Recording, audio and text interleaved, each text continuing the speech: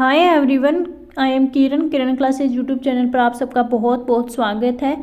Guys RSPYQ series चल रही थी। 85 क्वेश्चन ऑलरेडी कर चुके थे। 86 नंबर का क्वेश्चन है कि लॉन्च व्हीकल और सैटेलाइट को मैच करना है। देखिए, लॉन्च व्हीकल क्या होता है। लॉन्च व्हीकल एक रॉकेट चलित वाहन होता है जिसका जो उपयोग है वो अंतरिक्ष यान उपग्रह है को जो पृथ्वी का एटमॉस्फेयर है उससे दूर ले जाने के लिए किया जाता है। और जो सैटेलाइट है वो एक तरह का ऑब्जेक्ट, आमतौर पर ये मानो कि अंतरिक्ष यान होता है, जिसे किसी खगोलीय पिंड होता है उसके चारों ओर जो ऑर्बिट में उसे रखा जाता है। फर्स्ट ऑप्शन यहाँ पे है सैटेलाइट लॉन्च व्हीकल 3 SLV-3। देखिए SLV-3 है वो सैटेलाइट रोहिणी से संबंधित है। सेकंड है एगमेंटेड सैटेलाइट लॉन्च व्हीकल ASLV, तो ये संबंधित है SROSSC से। थर्ड ऑप्शन है, देखिए आप ये जो लॉन्च व्हीकल है इनका नाम आप इंग्लिश में याद रखो तब बेटर रहेगा।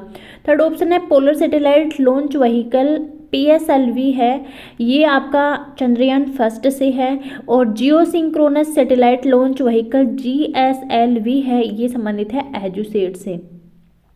तो ऑप्शन नंबर फर्स्ट है वो राइट आंसर होगा 86 नंबर क्वेश्चन में।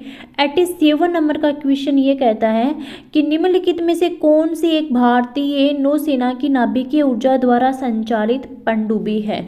देखिए फर्स्ट ऑफ ऑल यहाँ पे पूछा है कि न्यूक्लियर एनर्जी के द्वारा कौन सी पनडुब्बी है। देखिए सबमरीन क्या होता है, सबमरीन एक प्रकार की शिप होती है जो पानी के अंदर रहकर काम करता है, ठीक है। अब जो न्यूक्लियर एनर्जी के द्वारा संचालित है, यहाँ पे चार ऑप्शन दिए हुए हैं, INS शिशुमार, INS सल्की, INS चक्र, INS सिंधुवीर। INS चक्र है वो न्यूक्लियर एनर्जी के द्वारा संचालित पनडुब्बी है, राइट ऑप्शन 3 होगा। लेकिन जो INS शिशुमार है वो डीजल इलेक्ट्रॉनिक सबमरीन है। INS सल्की है वो भी डीजल इलेक्ट्रॉनिक सबमरीन है, और ये दोनों हैं INS शिशुमार और सल्की है, ये शिशुमार श्रेणी की हैं। और INS सिंधुवीर है, ये किलो श्रेणी की सबमरीन है, और ये INS सिंधुवीर भी डीजल इलेक्ट्रॉनिक सबमरीन है। INS सिंधुवीर को भारत ने म्यांमार को गिफ्ट के रूप में जो है वो दी थी। राइट आंसर यहाँ पे 3 होगा 87 नंबर क्वेश्चन में। 88 नंबर का क्वेश्चन बोल रहा है कि निम्नलिखित में से भारतीय वायुसेना का कौन सा विमान हवा से हवा में पुनः ईंधन भरने का कार्य करता है।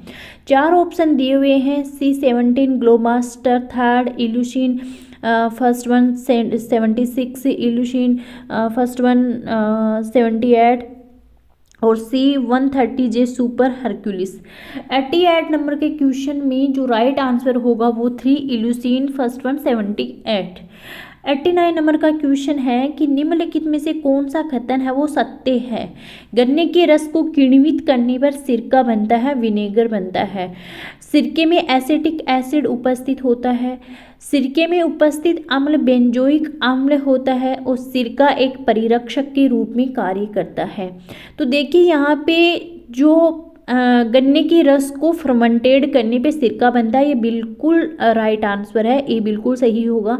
सिरके में जो एसिटिक एसिड उपस्थित होता है, बिल्कुल CH3COOH जो एसिटिक एसिड होता है वो सिरके में प्रेजेंट होता है, और एथेनॉल के द्वारा एसिटिक एसिड का निर्माण किया जाता है। एसिटेट जो बैक्टीरिया होता है उसकी प्रेजेंस में एसिटिक एसिड का फॉर्मेशन होता है।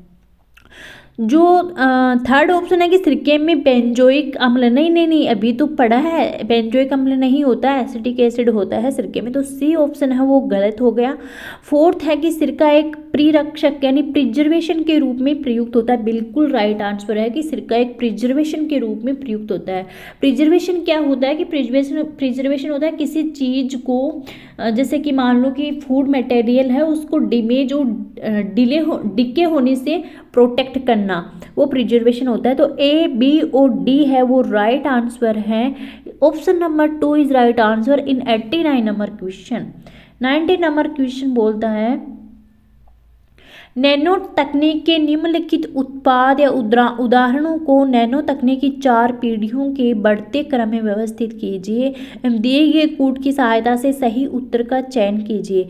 एरोसोल, 3D नेटवर्किंग, आणविक विनिर्माण और लक्षित दवाइयाँ।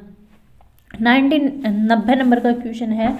देखो सबसे पहले आपको थोड़ी सी मैं ये बता देती हूँ कि नैनो टेक्नोलॉजी क्या होती है। नैनो टेक्नोलॉजी है जिसमें साइंस और इंजीनियरिंग की उस ब्रांच से संबंधित है जो नैनो जो स्केल है उस पर एटम मॉलिक्यूल में हेर फेर करता है और उसकी स्ट्रक्चर डिजाइन और सिस्टम को जो है वो डिजाइन करके और उनके प्रोडक्शन को यूज करने के लिए जो है वो नैनो टेक्नोलॉजी समर्पित है। अब इसमें आपका राइट आंसर होगा 3। उसको 4 पीढ़ियों के बढ़ते हुए क्रम में व्यवस्थित करना है। तो नैनो टेक्नोलॉजी के द्वारा सबसे पहले जो टारगेट किया गया था वो था एरोसोल।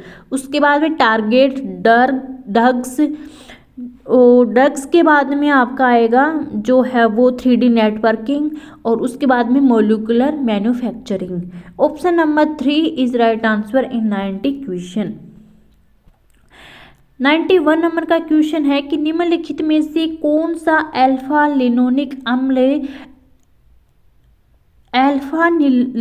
लिनोनिक जो एसिड होता है वो 18 कार्बन का होता है। ओमेगा 3 फैटी एसिड उसमें होता है।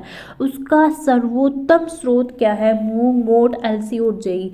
तो इसका जो फ्लैक्सीड होते हैं यानी अलसी होता है वो ओमेगा 3 फैटी एसिड यानी 18 कार्बन का होता है। ओमेगा 3 एसिड उसका सबसे ज़्यादा सोर्स होता है।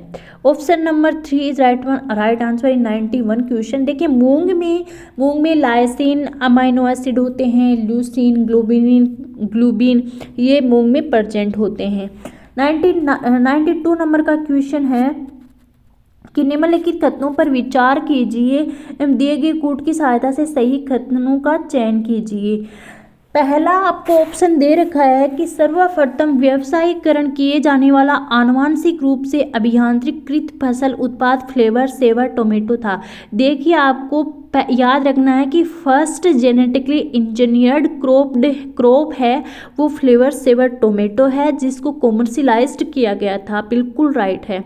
सेकंड नंबर का है कि फ्लेवर सेवर के पके हुए फल अधिक अवधि के लिए दृढ़ रहते हैं एवं पौधे पर पकने के बाद बाजार में स्थानांतरित कर दिए जाते हैं। बिल्कुल राइट ऑप्शन है। थर्ड नंबर का है कि फ्लेवर सेवर के पके हुए फलों में रंग होता है किंतु पौधों पर पके फलों जैसे पूर्ण सुरुचिक श्रेणी का अभाव होता है। बिल्कुल सी एकदम गलत है। यहाँ पे ए और बी दोनों राइट ऑप्शन है। 92 नंबर के क्वेश्चन में option number 1 is right answer A and B. 93 number का क्वेश्चन है कि हरे फलों को कृत्रिम रूप से पकाने के लिए कैल्शियम कार्बाइड का उपयोग किया जाता है क्योंकि यह उत्पन्न करता है। देखिए कैल्शियम कार्बाइड का सूत्र होता है CaC2 और इसका जो उपयोग होता है वो हरे फल होते हैं उसको पकाने में किया जाता है। जैसे केले वगैरह हो गए हरे और उनके कार्टून में रखे कैल्शियम कार्बाइड वहाँ पे रख दी जाती है। तो वो क्यों पकते हैं? उसका आंसर है कि एसिटिलीन गैस होती है उसके कारण वो वहाँ पे पक जाते हैं, उनका कलर येलो हो जाता है। Option number first is right answer acetylene in 93 number question. अब देखिए यहाँ पे एक ऑप्शन दे रखा है मिथाइलिन। मिथाइलिन क्या है कि मिथाइलिन का यूज जो है वो मेथिमोग्लोबिनेमिया के इलाज में किया जाता है। और मेथिमोग्लोबिनेमिया क्या है कि ये ब्लड के अंदर जो शरीर में O2 ले जाने की क्षमता है उसको खो देता है। ये एक डिजीज है एक प्रकार की। मेथिमोग्लोबिनेमिया एक प्रकार की डिजीज है। उसके इलाज में मेथिलीन का उपयोग किया जाता है और इस डिजीज के अंदर ब्लड में ऑक्सीजन ले जाने की क्षमता है वो खो जाती है। एक ऑप्शन दिया हुआ है फ्लोरिजन। फ्लोरिजन भी मान लो फ्लोरिजन भी एक प्लांट हार्मोन है जो प्लांट्स में फूल आने की प्रोसेस को कंट्रोल करता है। एक है ऑक्सिन। ऑक्सिन भी प्लांट हार्मोन है जो प्लांट्स में सेल डिवीजन ग्रोथ को कंट्रोल करता है। 94 नंबर का क्वेश्चन है 94 नंबर का क्वेश्चन है कि carbon dioxide, nitrous oxide, chlorofluorocarbon और मीथेन गैसों का ग्लोबल वार्मिंग के प्रति आपेक्षिक योगदान है। यहाँ पे 4 ऑप्शन दिए हुए हैं। आपको ये पूछा है कि ग्लोबल वार्मिंग सबसे ज़्यादा किससे होता है, उसके बाद में कम किसी से होता है, उसके बाद में जो इनका परसेंटेज है वो आपको देखना है। तो देखिए यहाँ पे 94 नंबर में आपको ऐसे ही पता है कि CO2 है वो CO2 से सबसे ज़्यादा ग्लोबल वार्मिंग होती है। उसके बाद में मेथेन, उसके बाद में नाइट्रस ऑक्साइड N2O, और उसके बाद में क्लोरोफ्लोरोकार्बन का सबसे कम योगदान होता है ग्लोबल वार्मिंग में। 94 में 3 नंबर का ऑप्शन इज राइट आंसर।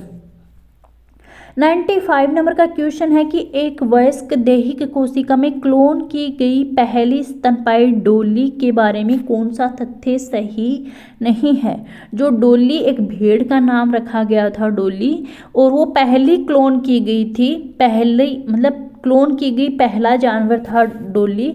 तो उसके बारे में आपको करेक्ट आंसर बताना है। डॉली वर्ष 1998 में पैदा हुई थी।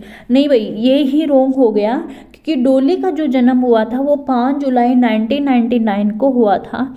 सेकंड ऑप्शन है डॉली की मृत्यु 2003 में हुई थी। बिल्कुल, डॉली की मृत्यु 2003 में हुई थी। डॉली स्कॉटलैंड में पैदा हुई थी। बिल्कुल, डॉली स्कॉटलैंड में पैदा हुई थी।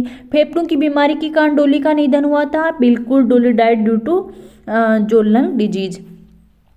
तो option number first is right answer in 95 नंबर का क्वेश्चन कि डॉली का जन्म 1998 में नहीं हुआ था। 96 नंबर का क्वेश्चन है कि भारत में स्थापित पहला राष्ट्रीय उद्यान नेशनल पार्क यहाँ पे पूछा है। 4 ऑप्शन दिए हुए हैं, काजीरंगा, जिम कॉर्बेट, गिर और कान्हा। देखिए भारत में जो पहला राष्ट्रीय उद्यान है वो है Jim Corbett national park. Jim Corbett national park कहाँ पे है? ये उत्तराखंड में है। काजीरंगा नेशनल पार्क कहाँ है? काजीरंगा असम में है। गिर कहाँ है? गिर है गुजरात में, और कान्हा है MP में। 97 नंबर का क्वेश्चन है कि पशुओं विशेषतः दुधारू गौ के अनुपूरक भोजन यानी सप्लीमेंट्री के रूप में जो प्रयुक्त होने वाला बायो फर्टिलाइजर है वो कौन सा है? 97 नंबर का क्वेश्चन है। देखिए एजोटोबैक्टर, एजोस्पाइरिलम, राइजोबियम और एजोला। जो एजोला है वो एज ए बायो फर्टिलाइजर के रूप में काम में लिया जाता है। Option number 4 is right answer in 97 number का क्वेश्चन। लेकिन जो एजोटोबैक्टर है वो एजोटोबैक्टर क्या होता है? एजोटोबैक्टर एक free living obligate aerobic bacteria है, और एजोस्पाइरिलम है वो gram negative nitrogen fixing bacteria है, और राइजोबियम है वो लेग्यूमिनस प्लांट्स की रूट में नाइट्रोजन फिक्स करता है। तो 94 में 4 number is right answer. 98 number का क्वेश्चन है कि central institute of arid horticulture is situated at, केंद्रीय शुष्क बागवानी संस्थान कहाँ पे है? बहुत ही सिंपल क्वेश्चन है कि केंद्रीय शुष्क बागवानी संस्थान है वो बीकानेर में स्थित है।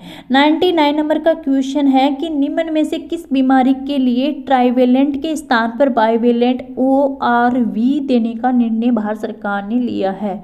एक्चुअली देखिए यहाँ पे ट्राइवेलेंट के स्थान पर बाइवेलेंट, ये ऑप्शन मुझे लगता है यहाँ पे मिस प्रिंट हुई है। ORV नहीं होना चाहिए, ये है OPV, ओरल पोलियो वैक्सीन। तो ओरल पोलियो वैक्सीन ट्राइवेलेंट के स्थान पर bivalent oral polio vaccine OPV का निर्णय भारत सरकार ने उस टाइम पे लिया था। और option number 3 is right answer in 99, polio इसमें राइट होगा, लेकिन इसमें मिस्टेक है। क्वेश्चन प्रिंटिंग में ORV की जगह है OPV होना चाहिए। यहाँ पे एक ऑप्शन दिया हुआ है टाइफाइड का। टाइफाइड जो है वो एक साल्मोनेला टाइफी बैक्टीरिया के द्वारा फैलने वाला एक रोग का नाम है। डिप्थीरिया है वो कार्निबैक्टीरियम डिप्थीरिया बैक्टीरिया के द्वारा, कार्निबैक्टीरियम डिप्थीरी बैक्टीरिया के द्वारा फैलने वाला रोग है डिप्थीरिया। पोलियो है वो एक वायरस जनित बीमारी है, और इसमें जो रीढ़ की हड्डी है वो संक्रमित होती है, एक व्यक्ति से दूसरे व्यक्ति में ये बीमारी फैलती है, जैसे कि पूरे शरीर पे लकवा आ जाना, अपंग हो जाना, ये सब पोलियो के लक्षण हैं। और जो 4th नंबर का ऑप्शन है मलेरिया प्लाज्मोडियम पैरासाइट के द्वारा मलेरिया होता है। तो यहाँ पे जो OPV देने का निर्णय लिया था वो polio is right answer in 99 number question. 100 number के क्वेश्चन की बात हो रही है कि विज्ञान एवं प्रौद्योगिकी को राज्य में लोकप्रिय बनाने के लिए सरकार ने राजस्थान में विज्ञान केंद्र और विज्ञान पार्क स्थापित किए हैं। उन सही स्थानों को पहचानिए जहां पर विज्ञान पार्क अब स्थापित किए गए हैं। 3 ऑप्शन दिए हुए हैं, जयपुर, जोधपुर, कोटा, जयपुर, बीकानेर, झालरा पाटन, जयपुर, नवलगढ़, झालरा पाटन, जयपुर, नवलगढ़, कोटा। देखिए यहाँ पे जो विज्ञान पार्क स्थापित किए हुए हैं वो एक तो है जयपुर, एक नवलगढ़ और एक है Jhalra Patan, Jhalawar. Option number 3 is right answer in 100 number question. I hope आपको ये सीरीज बहुत हेल्पफुल होगी। प्लीज़ मेरे वीडियो को लाइक कर दीजिए, चैनल को आप सब्सक्राइब कर लीजिए और अपने फ्रेंड्स दोस्तों के साथ में इसे शेयर कीजिए ताकि वो भी इसका फ़ायदा उठा सके। Bye bye everyone.